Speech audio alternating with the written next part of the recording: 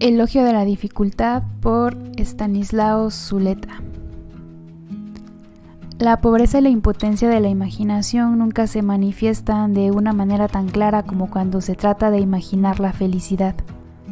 Entonces comenzamos a inventar paraísos, islas afortunadas, países de cucaña.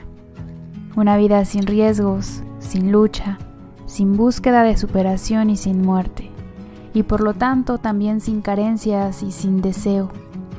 Un océano de mermelada sagrada, una eternidad de aburrición, metas afortunadamente inalcanzables, paraísos afortunadamente inexistentes. Todas esas fantasías serían inocentes e inocuas si no fuera porque constituyen el modelo de nuestros propósitos y de nuestros anhelos en la vida práctica.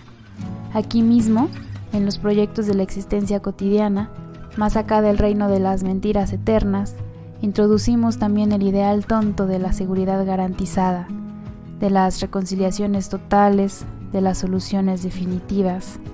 Puede decirse que nuestro problema no consiste sola ni principalmente en que no seamos capaces de conquistar lo que nos proponemos, sino en aquello que nos proponemos. Que nuestra desgracia no está tanto en la frustración de nuestros deseos como en la forma misma de desear. Deseamos mal. En lugar de desear una relación humana inquietante, compleja y perdible que estimule nuestra capacidad de luchar y nos obliga a cambiar, deseamos un idilio sin sombras y sin peligros, un nido de amor y por lo tanto, en última instancia, un retorno al huevo. En lugar de desear una sociedad en la que sea realizable y necesario trabajar arduamente para hacer efectivas nuestras posibilidades, deseamos un mundo de la satisfacción, una monstruosa salacuna de abundancia pasivamente recibida. En lugar de desear una filosofía llena de incógnitas y preguntas abiertas, queremos poseer una doctrina global capaz de dar cuenta de todo, revelada por espíritus que nunca han existido y por caudillos que desgraciadamente sí han existido.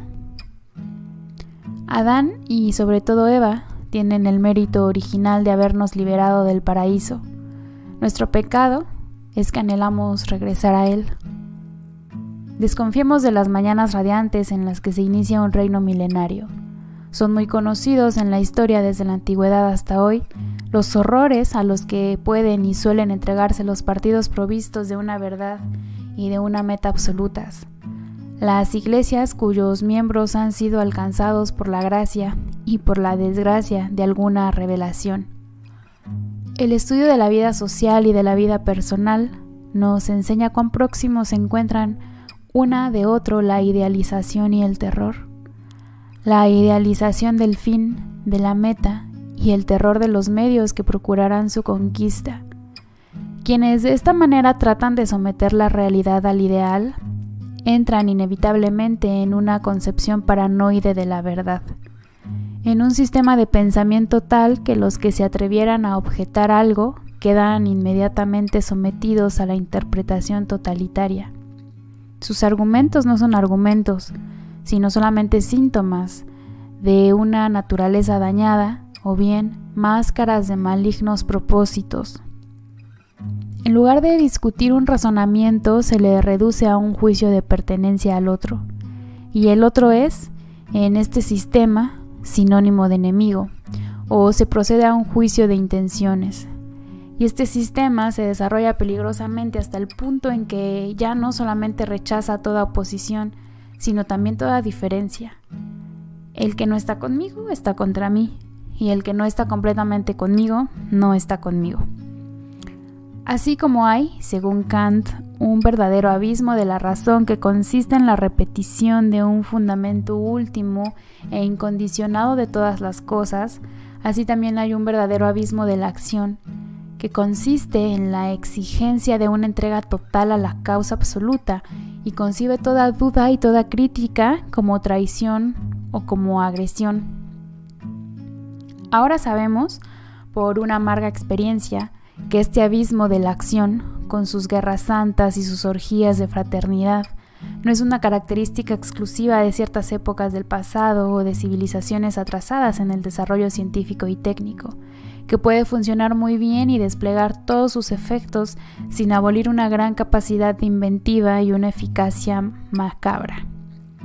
Sabemos que ningún origen filosóficamente elevado o supuestamente divino inmuniza a una doctrina contra el riesgo de caer en la interpretación propia de la lógica paranoide que afirma un discurso particular, todos lo son, como la designación misma de la realidad y los otros como ceguera o mentira.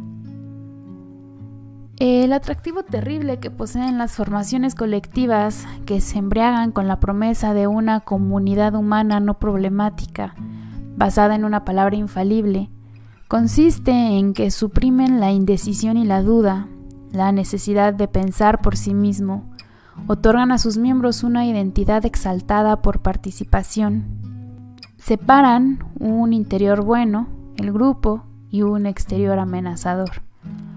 Así como se ahorra sin duda la angustia, se distribuye mágicamente la ambivalencia en un amor por lo propio y un odio por lo extraño, y se produce la más grande simplificación de la vida, la más espantosa facilidad. Y cuando digo aquí facilidad, no ignoro ni olvido que precisamente este tipo de formaciones colectivas se caracterizan por una inaudita capacidad de entrega y sacrificios, que sus miembros aceptan y desean el heroísmo, cuando no aspiran a la palma del martirio. Facilidad, sin embargo, porque lo que el hombre teme por encima de todo no es a la muerte y el sufrimiento en los que tantas veces se refugia, sino la angustia que genera la necesidad de ponerse en cuestión, de combinar el entusiasmo y la crítica, el amor y el respeto. Un sistema inequívoco de la dominación de las ideologías proféticas y de los grupos que las generan o que someten a su lógica doctrinas que les fueron extrañas en su origen es el descrédito en que cae el concepto de respeto. No se quiere saber nada del respeto, ni de la reciprocidad, ni de la vigencia de normas universales. Estos valores aparecen más bien como males menores propios de un resignado escepticismo, como signos de que se ha abdicado a las más caras esperanzas. Porque el respeto y las normas solo adquieren vigencia allí donde el amor, el entusiasmo, la entrega total a la gran misión ya no pueden aspirar a determinar las relaciones humanas. Y como el respeto es siempre el respeto a la diferencia, solo puede afirmarse allí donde ya no se cree que la diferencia pueda disolverse en una comunidad exaltada, transparente y espontánea, o en una fusión amorosa. No se puede respetar el pensamiento del otro, tomarlo seriamente en consideración, someterlo a sus consecuencias, ejercer sobre él una crítica, válida también, en principio para el pensamiento propio, cuando se habla desde la verdad misma, cuando creemos que la verdad habla por nuestra boca, porque entonces el pensamiento del otro solo puede ser error y mala fe, y el hecho mismo de su diferencia con nuestra verdad es prueba contundente de su falsedad, sin que se requiera ninguna otra. Nuestro saber es el mapa de la realidad, y toda línea que se separe de él solo puede ser imaginaria o algo peor, voluntariamente torcida por inconfesables intereses. Desde la concepción apocalíptica de la historia, las normas y las leyes de cualquier tipo son vistas como algo demasiado abstracto y mezquino frente a la gran tarea de realizar el ideal y de encarnar la promesa. Y por lo tanto, solo se reclaman y se valoran cuando ya no se cree en la misión incondicionada. Pero lo que ocurre cuando sobreviene la gran desidealización no es generalmente que se aprenda a valorar positivamente lo que tan alegremente se había desechado o estimado solo negativamente. Lo que se produce entonces, casi siempre, es una verdadera ola de pesimismo, escepticismo y realismo cínico. Se olvida entonces que la crítica a una sociedad injusta, basada en la explotación y en la dominación de clase, era fundamentalmente correcta, y que el combate por una organización social racional e igualitaria sigue siendo necesaria y urgente. A la desidealización sucede el arribismo individualista, que además piensa que ha superado toda moral por el solo hecho de que ha abandonado toda esperanza de una vida cualitativamente superior. Lo más difícil, lo más importante, lo más necesario, lo que de todos modos hay que intentar, es conservar la voluntad de luchar por una sociedad diferente, sin caer en la interpretación paranoide de la lucha.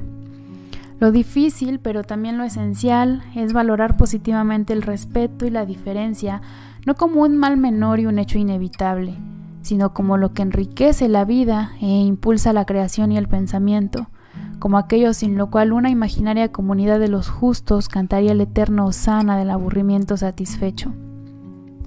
Hay que poner un gran signo de interrogación sobre el valor de lo fácil, no solamente sobre sus consecuencias, sino sobre la cosa misma, sobre la predilección de todo aquello que no exige de nosotros ninguna superación, ni nos pone en cuestión, ni nos obliga a desplegar nuestras posibilidades.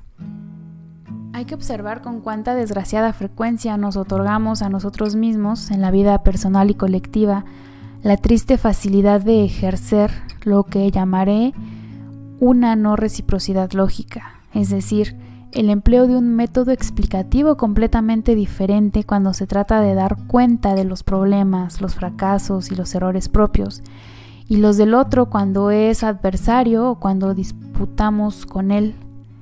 En el caso del otro aplicamos el esencialismo. Lo que ha hecho, lo que le ha pasado es una manifestación de su ser más profundo. En nuestro caso aplicamos el circunstancialismo, de manera que aún los mismos fenómenos se explican por las circunstancias adversas, por alguna desgraciada coyuntura.